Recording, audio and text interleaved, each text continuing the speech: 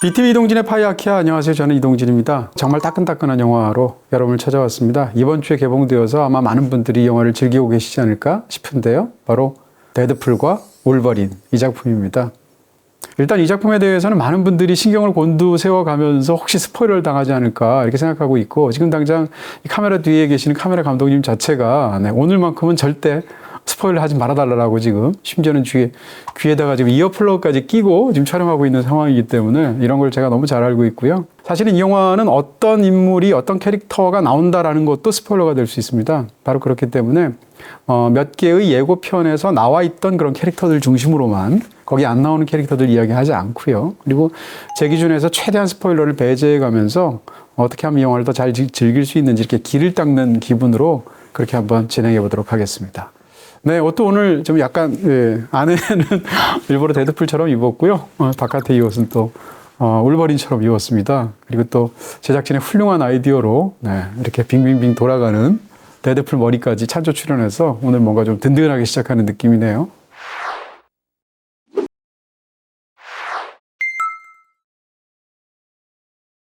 네, 재밌었습니다. 사실은 이제 우리가 마블에 대한 피로감들을 거의 모든 팬이든 아니든 다들 느끼고 계실 텐데, 이 영화 자체를 굉장히 즐겁게 즐겼고요. 저는 마블이 가장 잘하는 것 중에 하나가 사실 유머라고 생각하는데, 이 부분에 있어서 특화되어 있는 캐릭터가 또 데드풀이기도 하고요. 데드풀 시리즈가 다 코미디로 볼 수도 있지만 특히 이 3편, 바로 데드풀과 울버린 자체가 매우 잘 만든 코미디 영화라고 생각합니다. 그런 측면에서 속편이라는 부담감보다는 이 영화가 갖고 있는 그런 오락성들을 만끽한 경우였습니다. 네, 이 두 캐릭터는 사실 일단 기본적으로 뭐라고 할까요? 제목에서부터 데드풀과 울버린 하니까 이 양 캐릭터들 사이에서 균형이 맞아야 되고요. 또 두 캐릭터가 이제 대조가 되어야 재미있겠죠. 사실은 이 영화가 이제 장르적인 속성으로 본다면 일종의 약간 버디무비적인 형식을 갖고 왔습니다. 그러니까 우리가 특히 이제 형사 영화에서 버디 영화들이 많은데, 그런 어떤 버디 영화의 일반적인 구성을 한번 생각해 보세요. 한쪽은 일단 이 은퇴 직전에 고참 형사가 있고요. 다른 쪽에는 이제 막 들어와서 의욕은 충천하지만 사실상 사고뭉치인 그런 신참이 있습니다. 그러면서 두 사람이 어떤 처음에는 투닥거리면서 싸우기도 하다가 거대한 외부의 적 혹은 범인을 잡기 위해서 힘을 합쳐서 결국은 둘 사이에서 우정이 싹트고, 이런 식으로 약간 서로 다른 세대를 나누는 것이 일반적인 버디 영화의 어떤 그 형사 영화들의 특성이라고 볼 수 있거든요. 이런 특성이 사실은 고스란히 이 영화 속에 그대로 들어갔다고 볼 수 있고요. 두 캐릭터는 얼핏 봐서는 굉장히 차이점 있는 것처럼 보이죠. 그래서 일단 색깔로도 두 캐릭터의 수트를 이렇게 서로 대조를 시켜놨고, 한쪽은 지나치게 과묵해서 문제고 한쪽은 지나치게 입이 가벼워서 문제인 그런 캐릭터를 붙여놔서 재밌게 만들었죠. 이게 이제 버디 무비적인 속성이면서 어떻게 보면 로맨틱 코미디적인 속성일 수도 있을 텐데요. 근데 사실은 이 두 캐릭터를 붙인 것은 굉장히 좋은 속편 아이디어라는 생각이 듭니다. 여기서 두 인물을 상대방을 이제 울버린으로 가져옴으로 인해서 두 인물이 사실 굉장히 많이 대조가 되는 것처럼 보이지만, 다른 한편으로는 두 인물이 굉장히 비슷한 점이 많습니다. 바로 이제 그 점이 울버린을 데려온 아주 좋은 그런 아이디어였을 것이라고 저는 추측하는데요. 일단 이 두 캐릭터의 능력을 비교하게 되면 핵심적인 능력 중에 하나가 이제 힐링 팩터라는 건데요. 그러니까 자기 치유 능력이 엄청나게 강해서 잘 죽지 않는 거죠. 아무리 큰 심장이 찔리는 상처 같은 걸 입어도 금방 회복될 수 있는, 물론 이 두 캐릭터가 그렇게 갖게 된 능력을 갖게 된 그런 경위는 좀 약간 다르기도 한데요. 어찌됐건 같은 능력을 갖고 있기 때문에 캐릭터끼리 액션이 굉장히 재밌어지는 측면이 있고요. 또 한 가지는 두 캐릭터 모두 다 이 전편의 각각의 울버린 시리즈라든지 아니면 그 데드풀 시리즈를 통해서 자기의 사랑하는 사람을 잃었던 그런 경험이 있습니다. 그런 어떤 감정적인 경험이 있어서 관객들이 받아들이는 비슷한 어떤 느낌들이 기본적으로 감정적으로 갖추어져 있다, 이렇게 얘기할 수 있고요. 이 두 캐릭터는 무기도 약간 비슷하다고 말할 수 있습니다. 그러니까 둘 다 어떻게 기본적으로 쌍검을 이용하는 어떤 데드풀이라든지 아니면 두 개의 양손에 있는 클로를 사용하게 되는, 기본적으로 상대를 찌르고 베고 근접전을 벌여야 되는 액션을 해야 되는 거거든요. 염력으로 무언가를 움직이거나 이런 것이 아니죠. 그러니까 전통적인 액션을 구사하는 그런 두 캐릭터라는 측면에서 둘이 약간 비슷하다. 무엇보다도 이 영화에서 둘을 굉장히 비슷하다게 제가 보는 핵심은 사실은 둘 다 겉바속촉 캐릭터라는 겁니다. 겉으로는 굉장히 맵싸해서, 이 울버린은 어떻게 보면 이 마초적인 본성이 극단화된 굉장히 야수적인 캐릭터지 않습니까? 그래서 또 감정적인 것을 잘 표현을 안 하고 그걸 이렇게 따사롭게 이렇게 겉으로 드러내지 않는 캐릭터인데, 데드풀도 어떻게 보면 스스로를 굉장히 위약적으로 표현하는 방식이 있죠. 그래서 아주 지독할 정도의 어떤 그런 유머나 혹은 욕설을 사용한다거나 이렇게 돼서 얼핏 봐서는 이렇게 친근감을 느끼기가 어렵죠. 예를 들면 뭐 캡틴 아메리카나 뭐 스파이더맨이나 이런 캐릭터에 비해서. 근데 이 두 캐릭터는 겉으로는 그렇게 좀 까칠해도 사실은 속은 굉장히 부드러운 로맨티스트에 가깝다라는 것이고요. 그게 결국은 이 두 캐릭터를 관객들이 쉽게 받아들일 수 있는 어떤 감정적인 바탕이 됩니다. 그런 측면에서 이 두 캐릭터는 겉바속촉이라는 면에서 겉으로는 굉장히 매운맛을 주는 것 같지만 결국은 끝에는 이렇게 어루만져주는 측면들이 있다는 측면에서 사실은 잘 어울리는 그런 쌍이라고 말할 수 있겠죠. 네, 영화가 시작하자마자 이제 두 장면이 연달아 그 타이틀 시퀀스 앞뒤로 붙어서 이제 영화가 시작하게 되는데요. 영화가 처음 시작하는 장면은 뭔가 하면 로건의 마지막 장면입니다. 그리고 바로 그에 이어지는 두 번째로 시작하는 장면은 바로 데드풀의 2편의 마지막, 그러니까 쿠키 장면 같은 것이 나오게 되면서 본격적으로 시작되죠. 두 캐릭터는 이전에 만난 적이 있기는 합니다. 예를 들면 엑스맨 탄생 울버린이라는 한 지금으로부터 한 15년 전쯤 나왔던 그 작품을 보게 되면, 근데 그때의 데드풀은 사실상 입이 없는 캐릭터로 극중에서 시각적으로 등장하게 되는데, 입이 없는 캐릭터가 무슨 뭐 월레스 앤 그로밋에 나오는 그로밋도 아니고, 사실은 어떻게 생각하면 이 데드풀을 데드풀이게 만드는 가장 중요한 특징은 입일 텐데요. 국강 액션일 텐데. 그런 측면에서 본다면 그 캐릭터는 어떻게 보면 데드풀의 장점을 제대로 이렇게 엑스맨 시리즈에서 묘사하기 어려웠던 그런 패착이라고 볼 수 있겠죠. 바로 그렇기 때문에 이 데드풀 2 2편에서 쿠키에서는 그걸 뒤로 돌려버리는 어떤 굉장히 코믹한 어떤 행동들까지 하게 되는 것인데요. 그런 측면에서 이 지금 울버린 그리고 데드풀을 이렇게 맞세워서 타이틀로로 붙인 그런 영화가 나왔을 때 각자 관객들이 기억하고 있는 이 시리즈의 가장 최근 모습들이 있습니다. 그것은 로건의 마지막에서 로건의 어떤 운명을 보여주는 장면, 그 다음에 데드풀 2편에서 가장 마지막에 어떤 장면들이죠. 그러니까 이 두 장면들 가져와서 어떤 식으로든 접합해서 얘기가 되도록 만들어야 되기 때문에 이번 속편에서는 이 두 인물의 관객들 입장에서 기억하는 가장 마지막 모습들을 갖고 와서 그것을 변용하는 방식으로 해서 이 영화는 시작한다는 거죠. 그런 면에서 불가피한 측면이 당연히 있었을 것이고요. 다른 한편으로는 그렇게 갖고 와서 자기 나름의 방식으로 변용을 했다는 측면에서 굉장히 잘 효과적으로 구사된 그런 양자 사이의 접점이 아닐까라는 생각이 들죠. 또 한 가지는 이렇게 두 양자 사이를 접합시키면서 사실 이제 이 앞으로 마블의 수많은 속편들이 뭐 이전에도 그랬지만 계속 겪어야 하는 혹은 해내야 되는 숙제 같은 것이 기존의 세계관 속에서 어떻게 접합해서 이물감 없이 이야기를 계속 이어나갈까, 어떻게 생각하면 끝말잇기처럼 굉장히 점점점 어려운 숙제가 되어가고 있습니다. 그 점에서 이 영화는 꽤 잘 그런 부분들을 녹여내고 있어서 성공적인 속편으로 볼 수 있는 측면이 있는데요.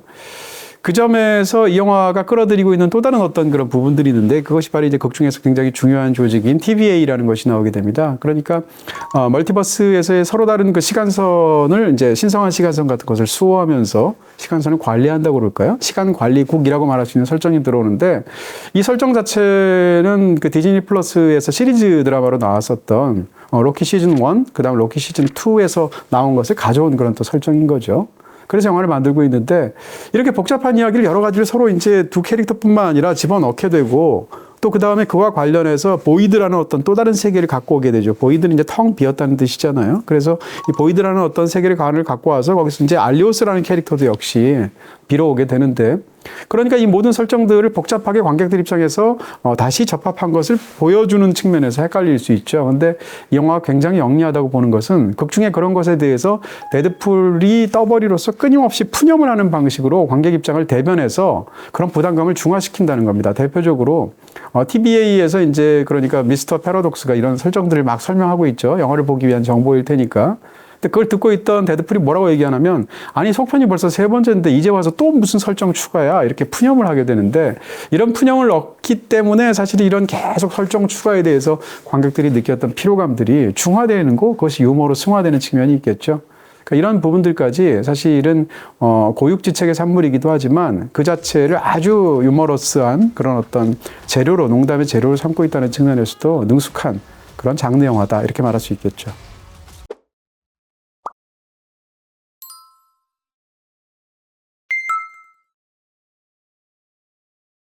데드풀을 데드풀이게 만드는 가장 중요한 특성이 뭘까? 많은 분들이 이제 그 떠버리와 같은 그런 굉장히 뭐라 그럴까요? 재밌는 대사들, 아주 맵싸한 그런 19금 대사들, 이런 것들로 이제 많은 데드풀의 특성을 생각하죠. 당연히 그렇습니다. 그게 너무너무 중요한 특징이고요.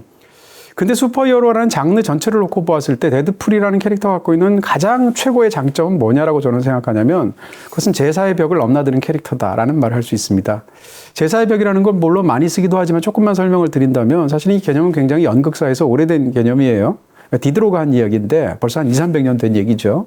그러니까 어떤 연극에서 이 배우들이 연기를 하게 될 때 관객들 입장에서 객석에서 보게 되면 벽이 3개가 있게 되죠. 이 무대에 등장하게 되는 좌우의 벽과 뒤의 벽. 그렇지만 전면의 벽은 없습니다. 왜냐하면 관객들이 봐야 되니까. 그러니까 그런 어떤 일종의 상상의 벽 사이에서 양자를 넘나들기가 어려운 것으로 관객들이나 제작진 입장에서는 전제하고 들어가서 관람을 하게 되는 거죠. 바로 그렇기 때문에 전통적인 연극에서는 관객이 무대에 개입하면 안 되고요. 반대로 무대에 있는 사람들이 그 허구 이야기 속에서 벗어나서 갑자기 관객에게 질문을 직접적으로 던지면 안 되죠. 그런 몰두의 감정이 깨어지게 되니까. 근데 이 제사의 벽이라는 것이 이제 연극사 혹은 영화의 역사 뭐 많은 곳에서 점점 넘나드는 방식이 있죠. 뭐 브레이트라든지 수많은 어떤 사람들이 있을 텐데요. 그 과정에서 그것을 대중영화, 특히 슈퍼히어로 영화에서 절묘하게 어떤 오락의 도구로 쓸 수 있는 그런 캐릭터가 바로 이 데드풀이다, 이런 얘기를 드릴 수가 있죠. 데드풀은 이런 특성을 갖고 있기 때문에 기본적으로 우리가 보고 있는 이 모든 것을 허구라는 것을 전제할 수가 있고, 그 다음에 이 마블 시네마틱 유니버스가 토대하고 있는 어떤 산업적인 기반이라든지 배우 개인의 이야기들까지 다 끌어와서 수많은 농담의 재료로 삼을 수가 있거든요. 근데 이것을 전제해서 수많은 이야기들을 풀어낼 수 있는데, 이런 특징은 사실은 거의 모든 다른 여타의 슈퍼히어로가 갖고 있지 않은 특징이죠. 바로 이런 특징 때문에 데드풀만이 갖고 있는 개성들이 생기는 게 아닌가 싶어지죠. 그렇게 본다면 저는 사실은 이 영화가 굉장히 저한테 재밌게 보이는 건, 어떻게 보면 아주 잘 만든 기업 드라마처럼 보인다라는 겁니다. 무슨 얘기인가 하면, 이 영화를 위해서 알아야 할 수많은 뭐 배경 지식이 있다고들 다들 많이 얘기하잖아요. 사실이기도 하고. 근데 사실은 알아야 될 배경 지식 중에 오히려 이 영화를 즐기기 위한 가장 중요한 배경 지식은 데드풀의 과거도 아니고 울버린의 과거도 아니고, 이 영화가 제작되게 된 비즈니스적인 그동의 어떤 환경의 변화. 어떻게 보면 이 영화는 아주 잘 만든 M&A 영화다라고 저는 생각까지 하게 되는 것인데요. 이때 M&A라고 얘기할 때 그 두 회사는, 하나는 디즈니, 인수한 회사가 있고요. 인수당한 소니라는 회사가 있죠. 근데 인수를 했을 때 이전의 그 사례들을 보게 되면 사실은 굉장히 복잡한 판권에 관한 이야기들이 있습니다. 그걸 일일이 다 아실 필요는 없겠습니다만 변화가 무척 많았다는 건 여러분들도 감지하고 계실 거고, 예를 들어서 마블은 원래 출판사였지 않습니까? 만화 캐릭터들을 위주로 한. 근데 출판사였는데 어려움을 겪는 과정에서 영화 판권을 어떤 스튜디오한테 팔게 되죠. 근데 팔 때 일괄적으로 다 팔지 않고 캐릭터별로 나누어서 팔았습니다. 그래서 이 굉장히 복잡한 그런 현재 비즈니스 환경이 생겨나게 된 건데요. 예를 들어서 뭐 스파이더맨 같은 경우에는 소니한테 팔고, 엑스맨 캐릭터들이나 뭐 판타스틱 4 같은 경우에는 폭스한테 팔고, 뭐 아이언맨 같은 경우에는 뉴라인 시네마에 팔고, 이렇게 되다 보니까 서로 다른 똑같은 마블 캐릭터임에도 불구하고 한 영화에 같이 다 한꺼번에 나오기가 어려운 부분들이 있었는데, 이러다 극적인 사건이 생긴 것이 바로 2009년도가 되면 이 마블이 이제 영화사로 같이 겸업을 하면서 마블 엔터테인먼트로 활동을 하고 아이언맨들 만들고 이런 시기였던데요. 그 마블 자체를 디즈니가 인수하게 되죠. 그로부터 다시 또 한 7, 8년 정도 세월이 지나서 2017년도가 되면 이번에는 폭스라는 거대한 회사를 디즈니가 역시 또 인수를 하게 되죠. 이런 그 사례를 통해서 과거에는 어떻게 보면 폭스에서만 나오는 그 뭐 엑스맨이라든지 스파이더맨 같은 캐릭터들, 소니에만 나왔던 이런 캐릭터들이나 아니면 어벤져스 캐릭터들 사이에서 이렇게 같이 합쳐서 드림팀을 구성해서 영화 속에서 이야기를 만들 수가 없었죠. 판권이 분류가 됐는데. 근데 이런 그런 M&A 과정들을 통해서 지금은 이게 가능하게 된 거죠. 어떻게 생각하면 마블에게 남아있는 몇 안 되는 희망 중에 하나가 바로 이런 새로운 캐릭터들의 수혈하고 관련이 있을 텐데, 이런 달라진 환경 속에서 과연 이야기들이 이 영화 속에 어떻게 유머러스하게 혹은 토대를 이루냐가 이 영화에서 굉장히 중요합니다. 그래서 제가 농담처럼 아주 잘 만든 M&A 영화라고까지 말을 드리게 되는 건데요. 만약에 캐릭터 입장에서 본다면 이 모든 상황이 얼마나 짜증나겠습니까? 이런 기업 환경에서. 그러니까 자기는 입사를 처음 들어갔을 때는 폭스로 했는데 갑자기 디즈니로 이직을 해야 되는 그런 상황이지 않습니까? 그런 짜증이 영화 속에 농담으로 나옵니다. 뭐 예를 들면 이 폭스 놈들, 지긋지긋한 놈들, 난 이제 디즈니랜드로 간다. 뭐 이런 식으로 데드풀이 말을 하거나 뭐 이런 상황들이 나오게 되는데요. 그런 측면에서 보면 이 영화에서 다루고 있는 폭스, 디즈니를 중심으로 한 이런 어떤 그 영화를 제작하는 슈퍼히어로 영화를 만드는 그런 판권의 복잡한 변화 과정 자체자가 이 영화의 굉장히 중요한 정보 같은 것이겠죠. 이런 면에서 굉장히 재밌는 측면이 있습니다. 그러면서도 한 가지 제가 아까 겉바속촉이라고 말을 했지만 이 영화에서는 막 기업들도 쉽죠. 그렇게 해서 마블을 욕하기도 하고요. 폭스를 욕하기도 하고 디즈니를 비하하기도 하고 심지어는 혼다라는 자동차 회사까지 이제 비하하는 부분이 있는데 이 영화가 겉바속촉이라고 그냥 말하는 것처럼 뒷부분에 가면 그 회사들에 대해서 다 경의를 표하고 있습니다. 폭스라는 회사에 대해서도 이제는 이제 어떻게 생각하면 인수를 해서 이제 관련이 없어진다고 말을 할 수도 있을 것 같은데 그런 상황에서도 이 폭스에 대해서 제대로 이 존경을 바치는 것 같은 제대로 기념하는 것 같은 그런 후반부의 부분들도 있고요. 혼다에 대해서도 그렇게 신랄하게 오디세이라는 차를 비판하지만 자동차 판매원으로 극중에서 되어 있으니까요. 결국에 가서는 이 차가 얼마나 튼튼한지를 다시 말을 해준다든가 이런 방식으로 사실은 기업 드라마로서도 제대로 균형을 잡는 그런 모습들을 보여주고 있습니다.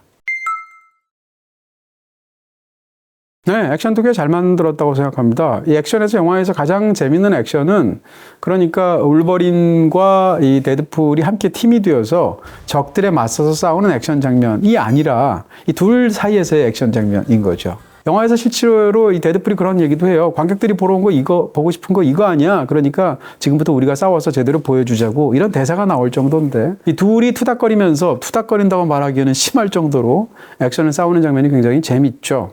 영화에서 둘이 직접적으로 크게 싸우는 건 두 번인데 한 번은 보이드라는 공간에서 싸우고요. 또 한 번은 이 혼다 차 안에서 자동차 안에서 둘이 싸우는 장면이 있습니다. 이 둘이 싸우는 장면을 하나는 완전히 텅 이렇게 비어서 광활하게 끝없이 넓은 공간, 아무것도 없는 것 같은 공간이고 하나는 자동차 안에 국한시켜서 아주 좁아서 서로 제대로 움직임이 제대로 발휘되기도 어려울 것 같은 공간인데 그 속에서 둘의 싸움을 변주하기 때문에 사실은 액션은 공간적인 설정이 굉장히 중요하거든요. 그런 측면에서 공간적인 설정을 아주 잘하고 있다 이렇게 말씀을 드릴 수가 있을 것 같고요.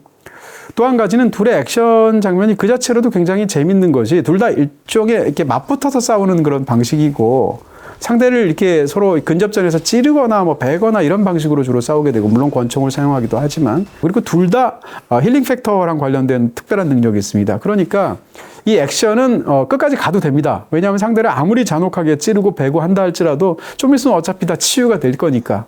그리고 또 한 가지는 둘이 기본적으로 싸우는 모습이 굉장히 유사하다라는 것이죠.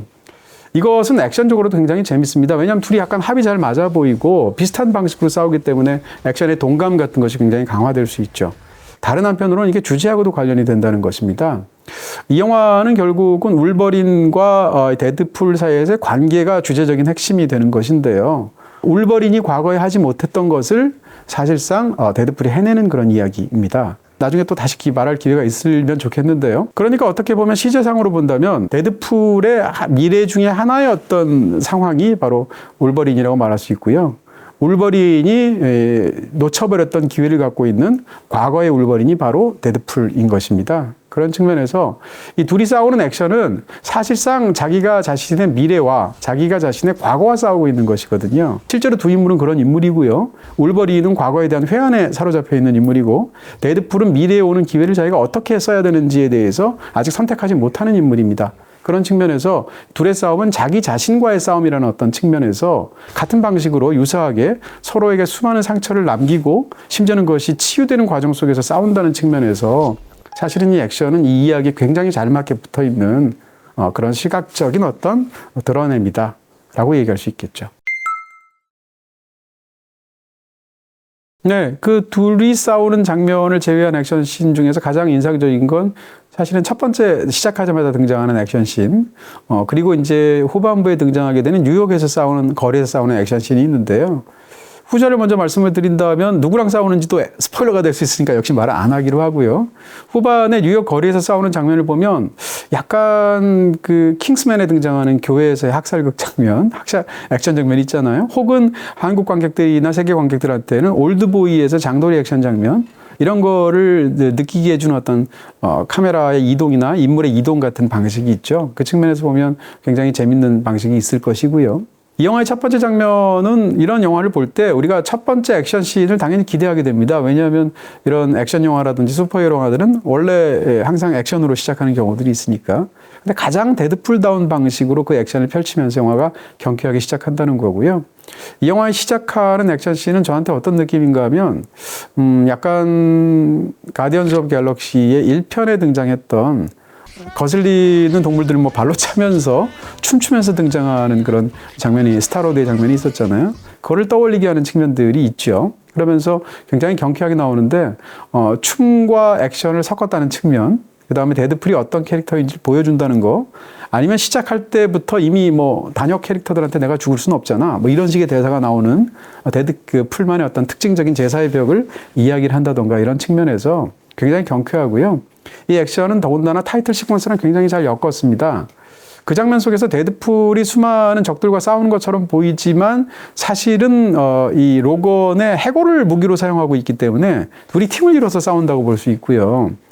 그 중에서도 배우를 소개하는 방식에서 이 로건의 뼈들을 사용하게 되는데 초반에 타이틀 시퀀스의 디자인을 봐도 굉장히 재밌어서, 예를 들어서 로건의 해골 머리를 가지고 후려칠 때는 거기다가 이제 휴잭맨의 이름을 새긴다거나, 처음으로 이 갈비뼈 하나를 빼서 상대를 찌르는 최초의 배우로는 라이언 레놀즈가 나오죠. 제일 중요한 배우일 테니까.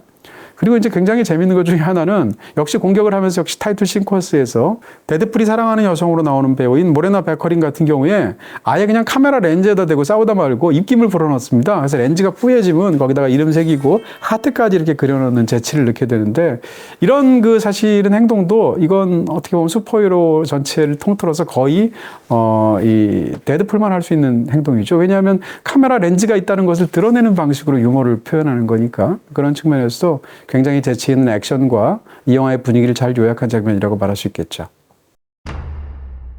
요즘 넷플릭스 어디서 봄? BTV에서 봄. 더 알뜰하게 보니까 BTV. 네, 뭐 사운드 트랙 벌써부터 들으시는 분들도 있고 뭐 이러실 텐데, 이 영화의 그 사운드 트랙, 그러니까 극 중에 등장하는 음악들의 특성이 있습니다. 대부분의 경우에 뭐라고 할까요? 감정적인 표현이기도 하겠지만 더 중요한 건 유머의 도구라고 말할 수 있고요. 이 영화 속에 들어있는 그 음악들의 뭐 구성이나 어떤 그런 음악을 활용하는 방식 자체가 굉장히 잘 쓴 사운드 트랙이라고까지 생각하지는 않습니다, 솔직히. 왜냐하면 도구적으로 굉장히 사용하고 있는데 그게 꼭 나쁜 것은 아니죠. 어떻게 도구적으로 사용하냐면 유머의 재료로 쓴다는 거죠. 그러니까 어떤 음악이 사운드 트랙으로 영화 속에 들어가게 될 때 대부분의 경우는 짧게 어느 정도만 한 대목밖에 들려줄 수 없지 않습니까? 영화 노래 하나를 전체를 다 깔 수는 없잖아요. 물론 그런 영화들도 있지만, 그런 상황에서 그런 음악을 유머의 재료로 사용하기 위해서는 사람들이 이미 그 음악에 친숙하게 알고 있어야 되는 특성이 있습니다. 예를 들면 가사라든지 제목이라든지 특정 구절들 같은 걸 잘 알고 있어야 이 음악을 이런 방식으로 쓰구나 해서 웃기는 거거든요. 대표적으로 이제 극 중에 등장하는 이제 도그풀이라는 캐릭터가 나오게 되는데, 개 모양의 개인 그런 데드풀이라고 말할 수 있겠죠. 데드풀을 상징하게 되는 이 빨간색 수트를 입고 이제 개가 뛰어오게 되는데, 그때 나오는 노래는 바로 더 레이디 인 레드입니다. 역시 굉장히 유명했던 크리스 버그의 히트곡이니까 빨간색으로 옷을 입은 그녀에 대한 매혹을 담은 그런 사랑에 관한 노래인데, 그걸 이제 도그풀하고 결합을 시키게 되니까 너무 잘 맞으면서도 한번에는 미끄러져서 서로 안 맞는 측면이 있어서 웃기는 거지 않습니까? 첫 번째 장면에서 적들 하나씩 딱 보낼 때 나오는 노래는 엔싱크의 바이 바이 바이입니다. 하나씩 바이 바이 바이로 보내버리는 방식으로 그 노래를 쓰게 되는 것이고, 그 다음에 차 안에서 이 두 캐릭터, 두 주인공이 정말 상대를 죽어라 공격하면서 싸우게 될 때 어떻게 보면 시각적으로는 굉장히 잔인한데요.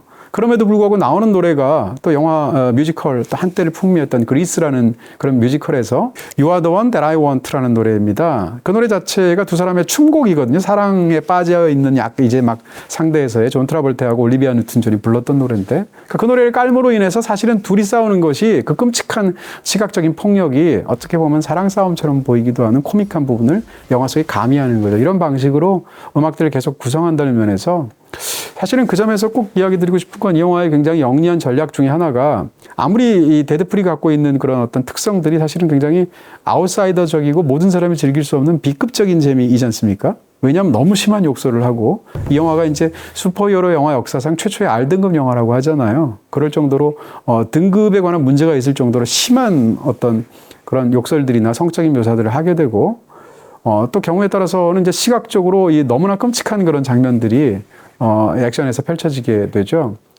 근데 이런 장면들을 너무 정색하고 묘사를 하게 되면 관객 입장에서는 오락으로 즐기기가 어렵습니다. 그러니까 이 영화에서 가장 중요한 것은 사실은 톤앤매너를 지키는 거거든요. 그런 상황에서 시각적으로 끔찍하고 청각적으로 끔찍한 이야기를 우리는 보고 들어야 하는 데서 오는 부담감이나 일종의 어떻게 생각하면 죄책감 같은 것도 관객이 가질 수 있는데 그런 걸 중화시킬 무엇이 필요하죠. 그것이 음악이기도 하고요.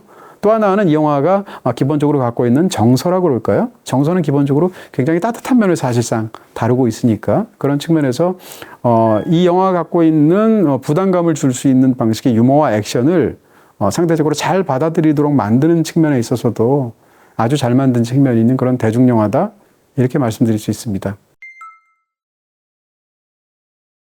네, 마블의 영화 속에서 특히 이제 최근에 마블을 포함한 슈퍼히어로 영화 장르 속에서 멀티버스라는 그 개념이 들어오고 나서 저는 장점 못지않게 단점도 굉장히 많다고 생각하거든요. 그런 측면에서 사실은 어떻게 보면 곤란한 측면들도 있을 텐데 심지어는 멀티버스라는 아이디어가 지금 말씀드린 것 같은 단점도 많다라는 것을 이 영화 속에서 대사로 활용하기까지 합니다. 그런 측면에서 흥미롭고요. 다만 이렇게 얘기할 수 있습니다. 최근에 멀티버스 소재들의 어떤 그런 슈퍼히어로 영화들을 보면 피로감이 굉장히 많이 느껴지고 무엇보다도 멀티버스라는 그 소재가 갖고 오는 그런 그 키워드가 갖고 오는 데서 오는 감정적인 배신감 같은 게 있거든요. 예를 들어서 우리가 로건 같은 영화를 보고 굉장히 깊은 감동을 받습니다. 로건은 굉장히 잘 만든 슈퍼히어로 영화니까 그 액션 그 영화의 마지막 장면까지 보면 굉장히 이제 슬프면서도 감동을 받는 그런 부분이 있는데 영화를 보고 났는데 멀티버스 소재를 이용해서 우리가 그렇게 그 캐릭터에 대해서 눈물도 흘리고 감동을 받은 캐릭터가 엉뚱하게 멀티버스라는 그런 그 변명으로 다시 또 등장해서 전혀 시침뚝 다시 또 다른 행동을 하게 된다면 감정적으로 배신감을 느낄 수가 있죠. 근데 그것을 이 영화를 만든 사람들이 알고 있다는 것이죠. 그런 측면에서 만약에 로건이라는 우리가 영화를 보았는데 그 이후에 다시 울버린을 등장시켜서 로건과 똑같은 방식으로 예를 들면 비장미가 넘치고 슬프고 장대한 그런 영화를 만들었다고 가정해 보세요. 그럼 저는 그 영화는 성공하기 어려웠을 것이라고 봅니다. 왜냐하면 우리는 이미 로건을 통해서 감정을 이 캐릭터에 대해서 다 이렇게 충분히 마음을 주었고 어떻게 보면 소진했거든요. 그런데 또 그런 비슷한 영화가 나오게 되면 이건 뭐야 라는 생각이 들 수가 있겠죠. 근데 이 영화는 로건의 그 마지막 장면에서 시작하는 게 영화의 시작인데 시작 부분에 아예 그런 대사를 말하게 되죠. 아니 로건의 감동이 있는데 그것을 더럽히란 말이야? 내 답은 뭐냐고? 더럽히면 된다는 거지. 라고 이제 영화가 초반에 대사가 등장하게 되는데요. 그러니까 로건의 그런 비장함을 갖고 오는 게 아니라 로건의 마지막 장면을 희화화해서 교체를 하고 또 다른 울버린을 등장시킴으로 인해서 우리가 이 영화를 즐겨도 로건을 보면서 받았던 감동이 훼손되지 않는 느낌이 있죠. 왜냐하면 완전히 다른 맥락에서 장난기로 이용하는 그것을 초반에 이어받으면서 시작하고 있기 때문에 그런 측면에서 이제 와서 멀티버스라는 어떤 이 동력 자체를 슈퍼히어로 영화에서 제거할 수가 없습니다. 너무 많은 영화들이 그렇게 가서 전체 세계관이 다 그렇게 구성이 되어 있으니까 그런 측면에서 이 초반의 상황이나 이 로건의 어떤 것들이 있는 부분이나 이런 부분들은 이 상황에서 할 수 있는 역시 반복해서 얘기하면 고육지책이면서 아주 잘 떠올린 그런 괜찮은 아이디어다 이렇게 말할 수 있겠죠. 네, 이 영화의 약점 중에 하나죠. 그러니까 언젠가부터 슈퍼히어로 영화의 공과를 따지게 될 때 빌런이 약하다라는 단점들을 거론하는 경우가 굉장히 많죠. 이 영화도 역시 마찬가지고요. 제목에 나왔던 두 명의 초강력 캐릭터의 어떤 관계에 집중하다 보니까 상대적으로 빌런이 굉장히 약한 측면이 있죠. 카산드라라는 이제 캐릭터가 나오는데 역시 예고편이 나왔으니까 말할 수 있고요. 촬영 감독님 긴장하지 마세요. 이 카산드라라는 캐릭터는 말하자면 허무라는 개념을 빌런으로 만든 거예요. 그러니까 카산드라가 지배하고 있는 곳은 이제 보이드라는 곳이고 보이드라는 곳은 영어 단어 보이드 자체가 텅 비었다는 뜻이죠. 어떻게 생각하면 약간 명계의 여왕 같은 그런 캐릭터라고 말할 수 있을 것 같은데 굉장히 재밌는 설정은 이 카산드라가 이 명계라고 말할 수 있을 것 같은 거의 극중의 상황으로는 보이드에 살면서 그 세계를 답답해하지 않는다는 거예요. 그게 굉장히 인상적인 설정인 것 같고요. 거기 있는 것을 자족하면서 거기서 행복해하는 캐릭터라는 거죠. 그러니까 이 캐릭터는 어떻게 생각하면 환멸과 염세의 세상을 전혀 부담스럽게 느끼지 않는 캐릭터고 이 세상 모든 의미인 것들을 다 없애버리고 싶은 캐릭터고 이 세계의 모든 우주를 사실상 다 보이드로 만들고 싶어하는 캐릭터예요. 그게 이제 이 빌런의 핵심인 것인데 이것은 영화 속에서 사실은 의미를 찾아서 발버둥 치게 되는 특히 데드풀 캐릭터의 이 심리적인 혹은 정신적인 목적과 정확히 배치되거든요. 그런 측면에서 인생관의 대결이자 세계관의 대결이라고 말할 수 있는 그런 캐릭터라고 말할 수 있겠죠. 또 하나의 캐릭터는 역시 예고편에 말하니까 살짝 말할 수 있을 것 같은데, 그건 TBA랑 관련된 미스터 패러독스라는 캐릭터인데, 이 미스터 패러독스라는 캐릭터의 핵심은 어떤 건가 하면 효율성의 선이다라고 믿는 캐릭터예요. 그러니까 우리가 생각하면 예를 들면 사람이 나이가 들어서 뭐 늙는다거나 아니면 어떤 세계나 어떤 한 국가가 쇠퇴해서 쇠락하게 된다거나라고 하면 그런 거는 빨리 퇴장해야지라고 믿는 캐릭터예요. 세계 자체도 그렇게 생각해서 세계 자체의 안락사를 주장하는 캐릭터라고 말할 수 있을 텐데, 이 캐릭터는 결국은 인간이든 세계든 효용성이 최고고 효용성이 다한 그런 캐릭터나 세계가 있다면 빨리 퇴장하고 없어지는 게 선이다라고 생각하는 건데, 거기에 대해서 그것을 악으로 지칭하는 것이 이 이야기란 말이에요. 그런 측면에서 이 두 캐릭터는 그 자체로 영화 속에서 어떤 빌런으로서 역할을 맡아 있는 굉장히 기능적인 측면도 당연히 강하지만 사실상 이 영화에서 다루고 있는 그런 세계관이나 지향하고 있는 말하자면 어떤 철학이라고 그럴까요? 이런 부분에서 이쪽을 강하게 드러내기 위해서 만들어낸 이 반대편을 이 대변하고 있다는 측면에서 사실은 무척 중요한 캐릭터라고 할 수 있겠죠. 일단 션 레비 감독이 이런 장르 영화를 잘 만든다고 저는 생각하고요. 무엇보다도 이제 이 영화의 굉장히 적임이라고 제가 느끼는 것은 이 두 주연 배우에 대해서 굉장히 잘하는 감독이라는 겁니다. 일단 라이언 레놀즈에 관해서 이야기를 하면 무엇보다도 프리가이가 떠오르게 되는데, 둘의 협업에 관해서는 프리가이에서 이 라이언 레놀즈의 연기는 사실상 라이언 레놀즈가 데드풀을 연기할 때의 정반대 대척점이라고 말할 수 있어요. 라이언 레놀즈의 정다른 두 가지의 극단적인 어떤 매력이라고 얘기할 수 있을 텐데, 그러니까 프리가이에서 이 라이언 레놀즈가 했던 캐릭터는 그 게임 속 캐릭터를 연기하는 거거든요. 그래서 게임 속 캐릭터 특유의 어떤 인위적인 측면, 이런 것들의 행동이나 대사를 녹여서 선한 표정도 일부러 과장되게 선하게 표정을 짓는 거죠. 이런 방식으로 그 영화를 아주 재밌게 만들고 또 연기하기도 했었는데, 말하자면 프리가이에서 이 라이언 레놀즈가 보였던 어떻게 보면 데드풀의 대척점에 있는 것 같은 라이언 레놀즈의 또 다른 장기를 가져와서 이 영화 속에 집어넣죠. 이 영화에 등장하게 되는 나이스풀이라는 캐릭터가 있는데, 그 나이스풀이라는 캐릭터는 프리가이에서의 어떤 그런 캐릭터의 특성을 더 인위성을 강화해서 코미디로 만든 거예요. 그런 측면에서 라이언 레놀즈를 굉장히 잘하는 사람이 그런 면들을 집어넣어서 데드풀의 양쪽인 라이언 레놀즈의 양쪽 그 매력을 다 즐기게 만들었다고 할까요? 코미디적인 그런 측면에서 굉장히 잘 맞는 조합이죠. 이건 휴잭맨도 마찬가지입니다. 리얼 스틸이라는 영화 있는데, 리얼 스틸도 꽤 잘 만든 그런 장르 영화인데요. 로봇 영화죠. 리얼 스틸에서 휴잭맨이 배우의 이력에서 제가 알기로는 휴잭맨이 아버지 역할을 맡은 최초의 영화가 리얼 스틸입니다. 그 영화를 연출한 사람이 바로 션 레비 감독인 거죠. 그러니까 어떻게 생각하면 션 레비는 리얼 스틸을 만들면서 휴잭맨이라는 그 당시까지 관객들 입장에서는 보아내지 못했던, 생각하지 않았던 부성이라는 측면을 이 배우로부터 끌어낸 최초의 감독이라고 볼 수도 있거든요. 그 리얼 스틸 자체가 과거에 제대로 행동하지 못해서 후회와 어떤 그런 죄책감을 갖고 있는 남자가 새롭게 부성애를 회복하는 또 다른 관계를 통해서 그런 이야기란 말이에요. 이 영화 속에서 사실은 라이언 레놀즈하고 휴잭맨의 나이는 한 10살 정도밖에 차이가 안 나잖아요. 10살도 안 나는 것 같은데, 실제 배우상으로는. 근데 영화적인 맥락으로 보거나 두 사람의 어떤 주제적인 측면에서 본다면 사실상 한 세대 전과 한 세대 후, 어떻게 보면 일종의 둘이 유사 형제 관계처럼 보이기도 하지만, 혹은 유사 연인처럼 보이기도 하고, 무엇보다도 유사 부자 관계처럼 보이기도 합니다. 이런 측면에서 리얼 스틸에서 휴잭맨이 보였던 겉으로는 굉장히 터프하고 인생을 잘못 산 것 같고 후회하지만 사실은 마음 따뜻하고 뭔가 다시 한번 기회를 잡아서 새롭게 살고 싶기를 원하는 그런 휴잭맨의 표정을 제대로 다시 한번 리얼 스틸에 이어서 이 영화에서 끌어냈다는 측면에서, 그런 것은 션 레비 감독의 몫이라고 말할 수 있겠죠.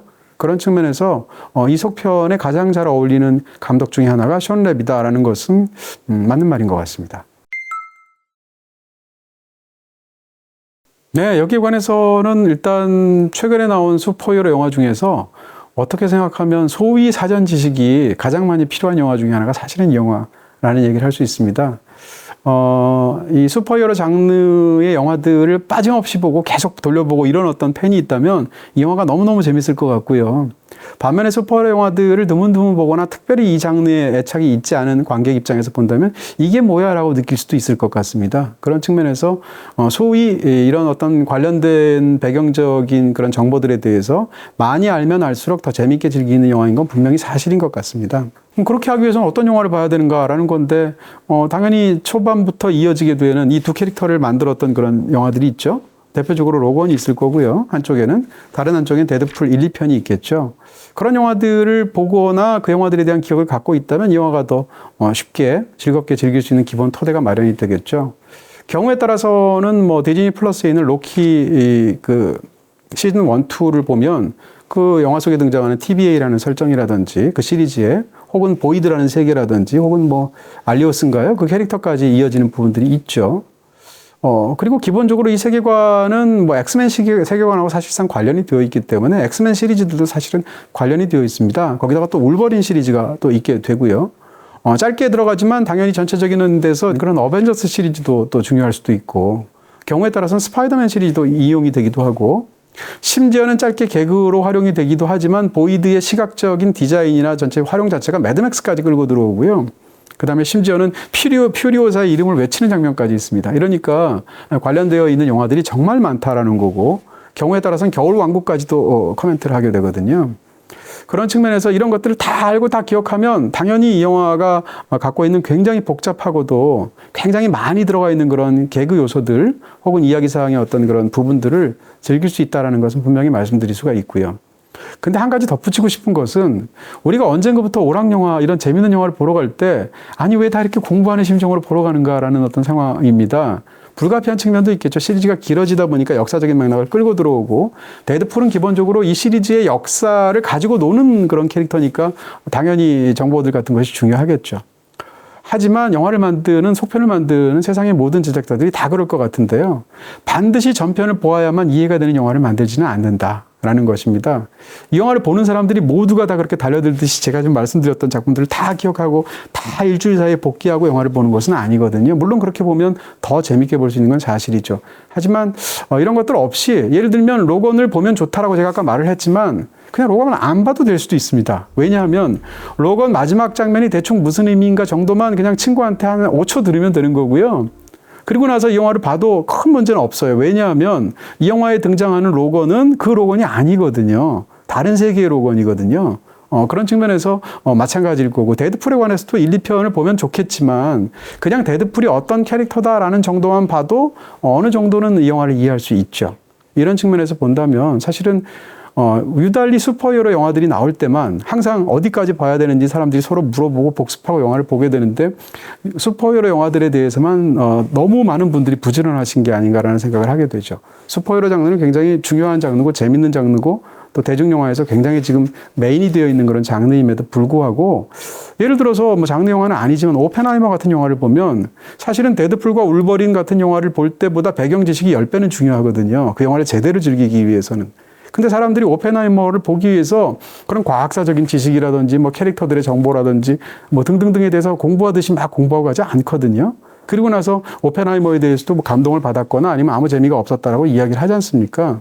근데 유독 슈퍼히어로 장르에 대해서는 이런 배경 지식에 대해서 많은 분들이 이야기하게 되는데, 저는 일부분은 사실이지만 일부분은 사실이 아닐 수도 있다라고 생각하는 입장이고요. 우리가 어떤 오락을 즐길 때 축구의 전술 같은 것을 다 알고 즐길 수 있는 그 축구 경기의 재미가 있겠지만, 저처럼 축구 경기에 대한 전술을 하나도 몰라도 그냥 골 넣는 것만 보고 재미를 즐길 수도 있지 않습니까? 그런 측면에서 우리가 어떤 오락을 즐기기 위해서 모든 것을 다 동원해서 전인적으로 노력을 기울일 필요는 없다라고 저는 생각하는 입장이고요. 그럼에도 불구하고 이 영화에 담겨있는 거의 모든 것들을 다 낱낱이 즐기고 싶다라고 생각한다면 아까 말씀드린 대로 그런 영화들까지 챙겨보시는 것이 좋을 것이다라는 것은 분명히 사실입니다.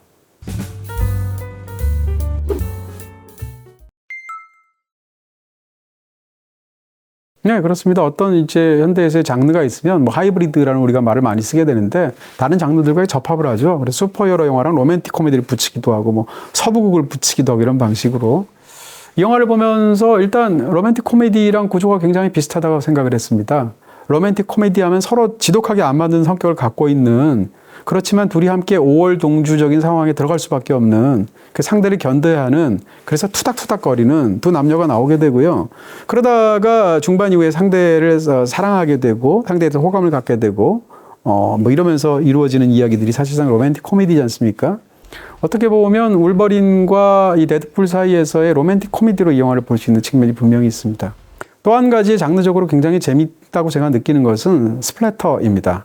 스플래터 무비라고 말하는 것은 보통 공포 코미디라고 보통 말하는 장르. 스플래터 장르를 이제 규정하기 나름인데요. 경우에 따라서는 이제 많이 어떻게 이야기하냐면 예를 들어서 뭐 데드 얼라이브 같은 작품 혹은 이블 데드 2 같은 작품들에서 공포가 나오고 막 사지가 절단이 되고 막 살점이 튀고 이런 끔찍한 장면이 나오는데 그게 끔찍하고 무섭다기보다는 어이없게 만들거나 아니면 코미디의 재료로 삼는 그런 일련의 공포 영화의 하위 장르가 있습니다. 보통은 이제 스플래터 무비라고 말을 하게 되는데요. 저는 스플래터 무비가 이 데드풀 시리즈에 장르적으로 적용이 되었다고 생각하는 쪽이거든요. 이 영화가 사용하고 있는 청각적인 스플래팅이 있습니다. 피와 살점이 튀는 것 같은, 뭐 잔인하기도 하고, 뭐 성적인 농담에다가 욕설이 있기도 하고, 무엇보다도 시각적으로 싸우는 액션 장면만 보면 정말로 굉장히 잔혹한 그런 액션 장면이라고 말할 수 있죠. 그렇지만 이런 장면들이 나올 때 우리가 너무 끔찍하다라고 생각하는 게 아니고요. 그런 장면들이 일종의 약간 코미디를 즐기게 되거든요. 그런 측면에서 보면 공포 영화의 하위 장르인 스플래터 무비가 차용하고 있는 전략을 사실상 슈퍼히어로 영화 속으로 적용한 것처럼 보이는 게 이 데드풀과 울버린이다. 혹은 데드풀 시리즈다. 이렇게 말할 수 있겠죠. 네, 이 영화는 이제 두 인물을 대조를 했으니까 두 인물의 관계가 굉장히 중요하다고 그랬죠. 이 두 인물은 공통점이 있다고 볼 수도 있고 약간 시제가 어긋난다고 볼 수도 있습니다. 극 중에서 울버린은 과거에 자기가 자기 친구들을 지키지 못했다라는 죄책감 때문에 지금은 좌절과 무력감 속에서 사는 그런 캐릭터입니다. 울버린이. 데드풀은 극 중에서 자기가 너무너무 사랑하는 그런 친구들이 아직 남아있는 상황에서 본인이 어떤 선택에 직면한 그런 캐릭터인 거죠. 다시 말하면 과거에 울버린이 놓친 기회를 지금의 데드풀은 여전히 눈앞에 두고 있다라는 그런 차이점이 있고요. 바로 그런 측면에서 울버린에 관한 이야기의 반면교사로 사실상 극중의 구조를 보면 데드풀이 올바른 선택을 하는 그런 이야기라고 볼 수가 있겠죠. 두 사람이 심적으로 바라고 있는 그 목표가 굉장히 다른데요. 데드풀이 처음에 바라고 있는 강렬한 목표는 나는 중심인물이 되고 싶다라는 그런 야망을 갖고 있죠. 중심인물이 되고 싶어서 어벤져스에 들어가고 싶고요. 그러면서 많은 활약을 하고 싶은 게 초반에 그 데드풀의 목적인데 초반에 호건이 면접을 하다가 그런 말을 하게 됩니다.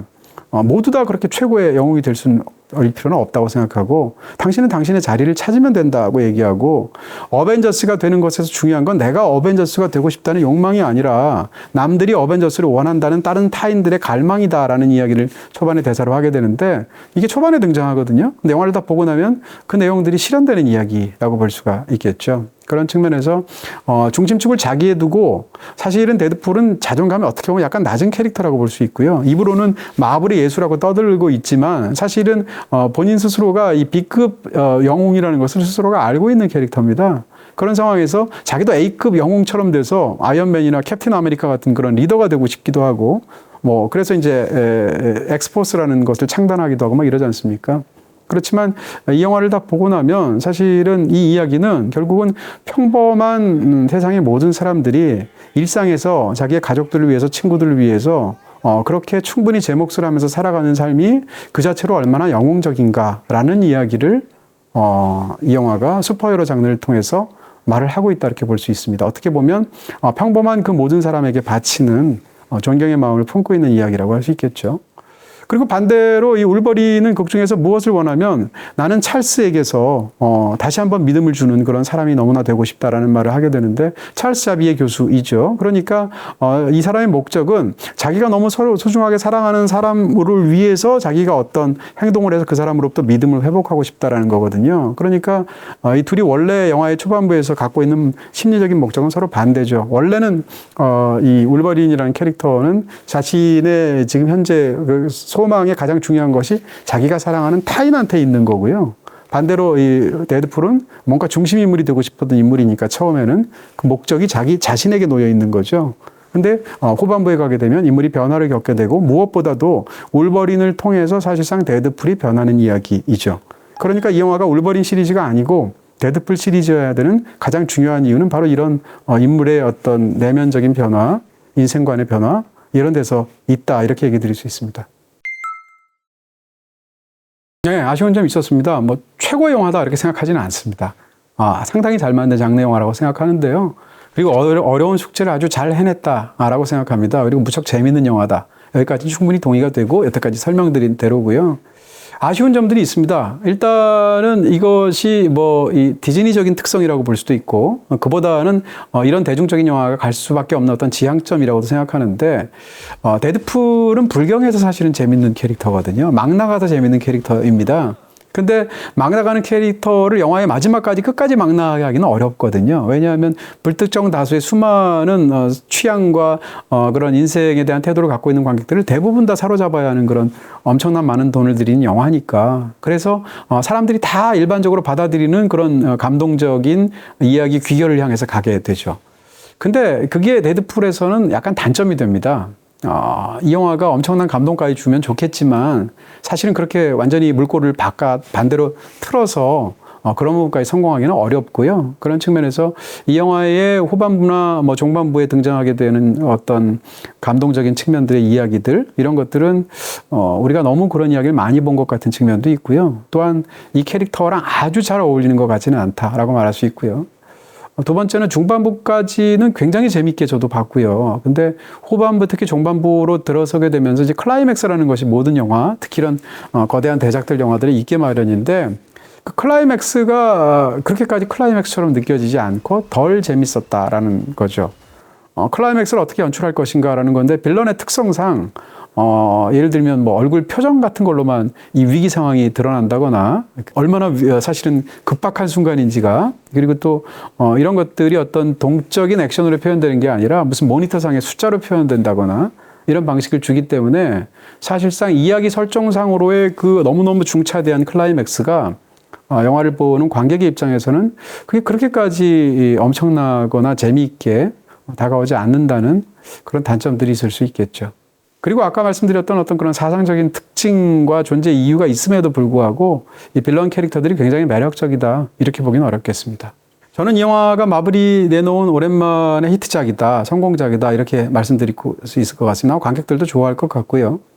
근데 이 영화를 통해서 최근에 부진을 겪어왔던 마블이 말하자면 오목에서 볼록으로 바뀌는 그런 변곡점의 역할을 이 영화가 하게 할 수 있을 것인가에 대해서는 잘 모르겠습니다. 네, 거기에 대해서는 확신이 전혀 들지 않고요. 왜냐하면 이 영화가 토대하고 있는 것은 일종의 팬 서비스이고 무엇보다도 향수에 대한 감각입니다. 그러니까 우리가 이제 마블 시리즈가 위기다라고 느끼고 있는 이유 중에 하나는 마블의 새 영화가 나올 때 기대하지 않는다라는 측면들이 점점점 많은 관객들이 느끼는 측면이 없지 않고요. 그런 상황 속에서 마블의 새 속편을 설레임으로 기다려야 되는데 우리가 향수로서 어떤 작품들을 기억하는 거죠. 그러니까 관객들이 바라는 것이 과거를 향하는지 미래를 향하는지가 다르다는 측면에서 더군다나 이 영화는 사실상 과거를 소재로 해서 이 영화의 우수함을 만들어냈다는 측면에서 이 영화의 성공이 마블의 이후의 성공을 고스란히 그대로 가져올 것이다라고 생각하지는 않고요. 그럼에도 불구하고 이 영화가 마블이 여전히 저력 있다는 것을 보여주었기 때문에 또 다른 마블 영화들을 세계 속에서 어떤 하나의 사례 하나를 제공한 역할은 충분히 있을 것이다라고 보는 거죠. 내년이 되면 이제 어떻게 보면 마블의 자장 바깥에서 그러니까 제작사로 볼 때 그런 영화들이 다시 이제 들어오게 되죠. 판권들이 바뀌어서 예를 들면 블레이드라든지 아니면 뭐 썬더볼츠라든지 아니면 판타스틱 포도 마찬가지인데요. 이렇게 내년에 나오도록 되어 있는 그 작품들, 그러니까 캐릭터로는 익숙하지만 이 마블 시네마틱 유니버스에서는 다룬 적이 없는 새로운 것들이 들어오게 될 때 이게 과연 어느 정도의 시너지 효과를 낼지가 굉장히 중요할 것 같고요. 최근에 그런 영화들이 있었지 않습니까? 뭐 더 마블스라든지 아니면 뭐 샹치라든지 아니면 이터널스 같은 작품들이 완전히 우리가 이 마블에서 익숙하지 않았던 부분들을 덩어리째 들어오는 부분들이 있을 텐데 그런 것에 대한 관객들의 굉장히 심한 피로감 그리고 그 영화들이 성공적이지 못했다는 측면 이런 측면에서 내년이 굉장히 중요한 어떻게 생각하면 마블 시네마틱 유니버스의 존폐를 결정하는 그런 한 해가 되지 않을까 싶습니다. 네, 지금 띄워드리는 오늘 언급된 영화들은 BTV에서 보실 수 있습니다. 뭐 다 재밌는 영화들이겠지만 그 중에서 특히 로건을 강력하게 추천드리고요. 그 자체로 슈퍼히어로 장르에서 만들 수 있는 하나의 작은 극점에 해당하는 굉장히 잘 만든 그런 영화라고 생각합니다. 마치도록 하겠습니다. 감사합니다. 영상 재밌게 보셨나요? 여기 클릭하시면 제작에 큰 도움이 됩니다. 안녕!